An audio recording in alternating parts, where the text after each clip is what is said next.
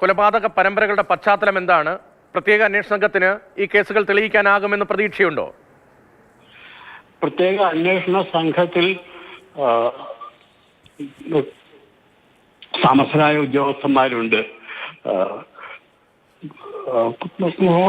റെപ്യൂട്ടേഷനുള്ള ഉദ്യോഗസ്ഥന്മാർ തന്നെയുണ്ട്. പക്ഷേ ഈ അന്വേഷണം എവിടെ എത്തുന്നുള്ളത് ഇപ്പോഴും പറയാറായിട്ടില്ല.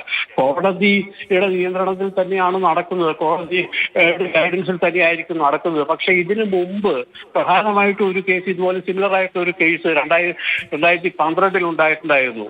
ആ കേസിൽ CBI ആണ് അന്വേഷിച്ചത്. അതിൽ പ്രതിയായ ആളെ അക്വിറ്റ് ചെയ്യുകയും ചെയ്തു. പക്ഷേ ആ കേസിനെ പറ്റിയിട്ട് ഇപ്പോഴും ശരിയായ ഒരു അഭിപ്രായമല്ല, അതിന്റെ അന്വേഷണത്തെ പറ്റി ശരിയായ അഭിപ്രായമല്ല ഇപ്പോഴും ഉള്ളത്. ഈ കേസിനെ പറ്റിയിട്ടും സിമിലർ ആയിട്ടുള്ള അഭിപ്രായങ്ങൾ തന്നെ ഉണ്ടാകുന്നുണ്ട്.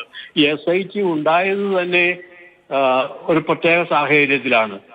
ഹോം മിനിസ്റ്റർ അങ്ങനെ ഒരു SIT ഉണ്ടാവുകയില്ല എന്ന് പറഞ്ഞ ദിവസം വൈകുന്നേരം SIT രൂപീകരിക്കുകയായിരുന്നു. അതിന് തൊട്ട് മുമ്പ് ചീഫ് മിനിസ്റ്റർ തന്നെ രാമയ്യ തന്നെ പറഞ്ഞിരുന്നു SITയുടെ കാര്യം അന്വേഷിക്കുന്നതേ ഉള്ളൂ, ലോക്കൽ പോലീസിന്റെ അന്വേഷണത്തിന്റെ റിപ്പോർട്ട് കണ്ടതിന് ശേഷം എന്നാണ് പറഞ്ഞത്. പക്ഷെ പെട്ടെന്നൊരു ദിവസം വൈകുന്നേരം SIT രൂപീകരിച്ചു. അതിന് വേറെ ചില കാരണങ്ങളാണ് പറയുന്നത്. ആ കാരണങ്ങൾ എന്താണെന്ന് നമുക്കിപ്പോൾ പറയാൻ നിവൃത്തിയില്ല.